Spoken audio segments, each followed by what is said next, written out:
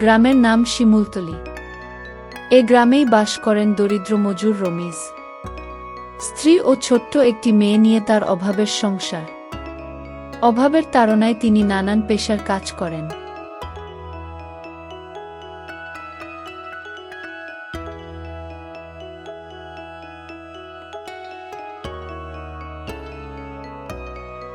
আমি কাজে যাচ্ছি, তুমি খেয়ে নিও। ছোট্ট মেয়েটাকে নিয়ে আমাদের অনেক স্বপ্ন, ওকে তুমি দেখে রেখো। আচ্ছা ঠিক আছে, যাও। মেয়েকে নিয়ে চিন্তা করিও না, আমি ওকে দেখে রাখব। আজ কোথায় কাজ করতে যাবে? আজ বাইরে যাব না, আমাদের ছোট্ট জমিটাতে কিছু শাকসবজি লাগাবো, দেখি ওখান থেকে কিছু পয়সা হয় কি না। তুমি ঠিকই বলেছ, জমিটা পড়ে আছে, যত্ন করলে ওখান থেকে কিছু পয়সা আসতে পারে। ঠিক আছে, যাও। জমিটা পরিষ্কার করতে হবে, মাটি খুঁড়ে কিছু গোবর সার দিতে হবে, তারপর শাকসবজি লাগাতে হবে। আমি যাচ্ছি।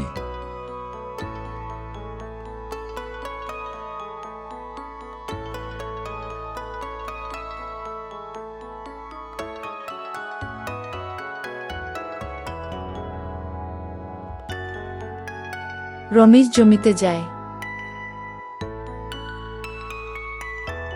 সে জমিতে কঠোর পরিশ্রম করে।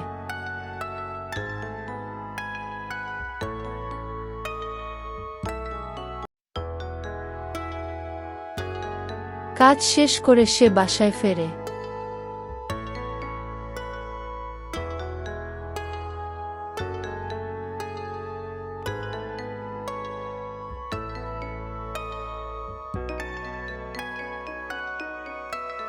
তুমি এসেছো?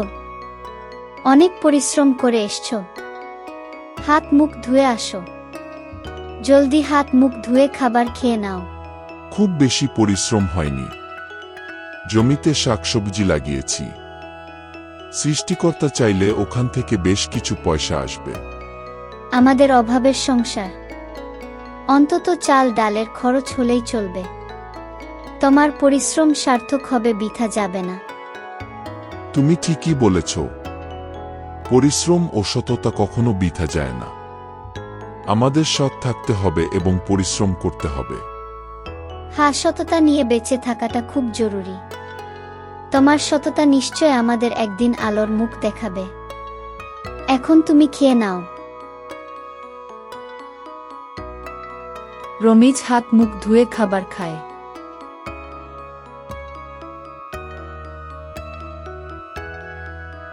অতঃপর তারা ঘুমিয়ে পড়ে।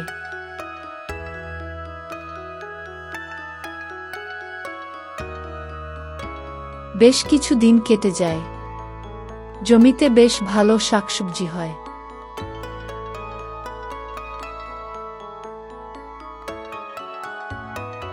একদিন রমিজ জমি থেকে শাকসবজি আনতে যায়।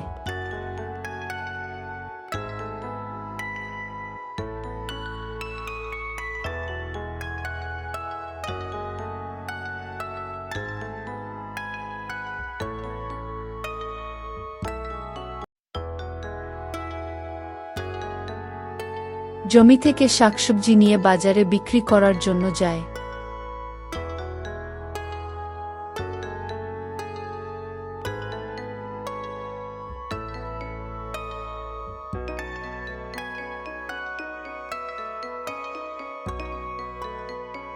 শাকসবজি বিক্রি করে সে বেশ ভালো পয়সা পায় এবং বাসায় ফিরে আসে।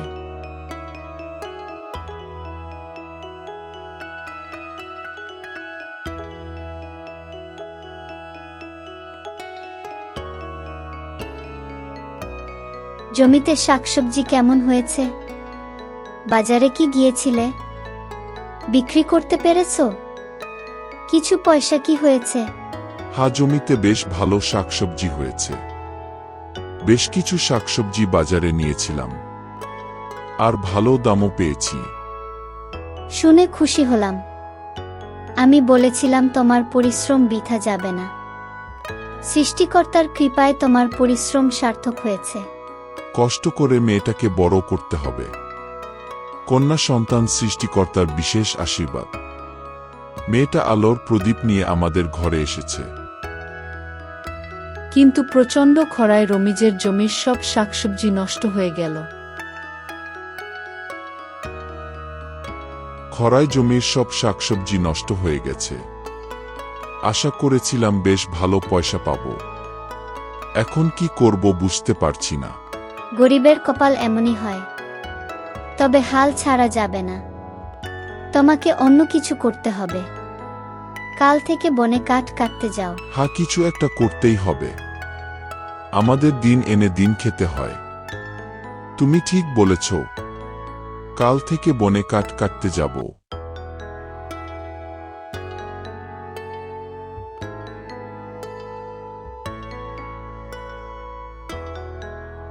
সে কাঠ কাটতে বনে যায়।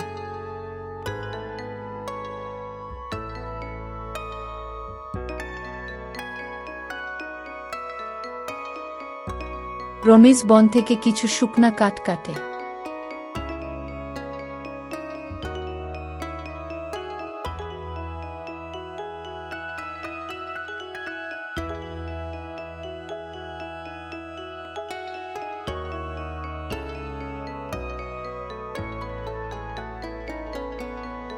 অতঃপর সেই কাঠগুলো বাজারে নিয়ে বিক্রি করে।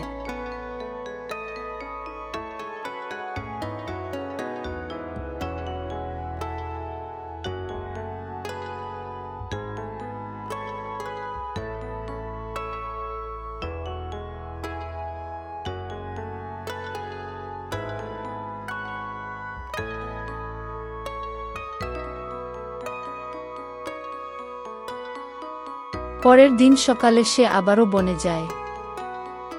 কিন্তু আজ সে কোনো শুকনা কাঠ পায় না। অনেক খোঁজাখুঁজি করে আজ কোনো শুকনা কাঠ পেলাম না। মনে হচ্ছে আজ খালি হাতে ফিরে যেতে হবে। কি করব বুঝতে পারছি না।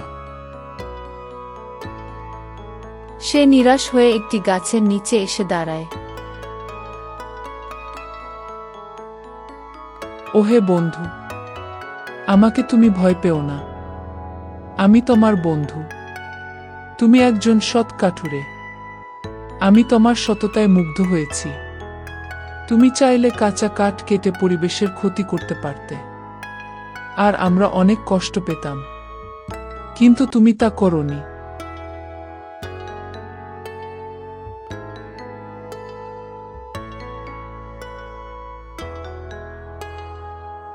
এ হচ্ছে তোমার সততার পুরস্কার।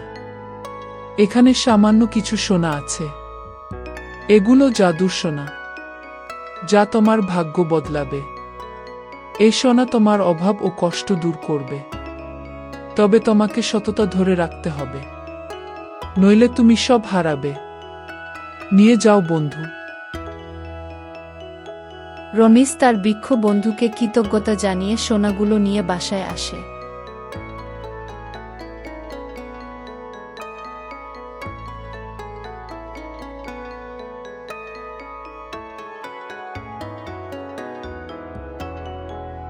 এক বৃক্ষ বন্ধু আমাকে কিছু সোনা উপহার দিয়েছে, আর বলেছে এগুলো জাদুর সোনা। এই সোনা আমাদের ভাগ্য বদলাবে এবং কষ্ট দূর করবে।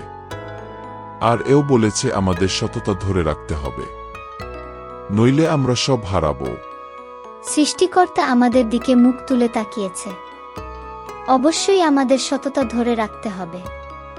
তাহলে আমরা আমাদের মেয়েটাকেও মানুষের মতো মানুষ করতে পারব।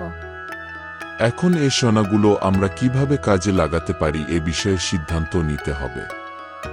কিছুতেই ভুল করা যাবে না। ভেবেচিন্তে সিদ্ধান্ত নিতে হবে আমাদের। আমার মনে হয় তুমি বাজারে একটি স্বর্ণের দোকান দিতে পারো। তুমি খুবই ভালো কথা বলেছ। এটাই হবে সঠিক সিদ্ধান্ত। বাজারে একটি স্বর্ণের দোকান দিলে ভবিষ্যতের জন্য স্থায়ী জীবিকা হবে। রমিজ তার স্ত্রীর পরামর্শে বাজারে একটি স্বর্ণের দোকান দিল।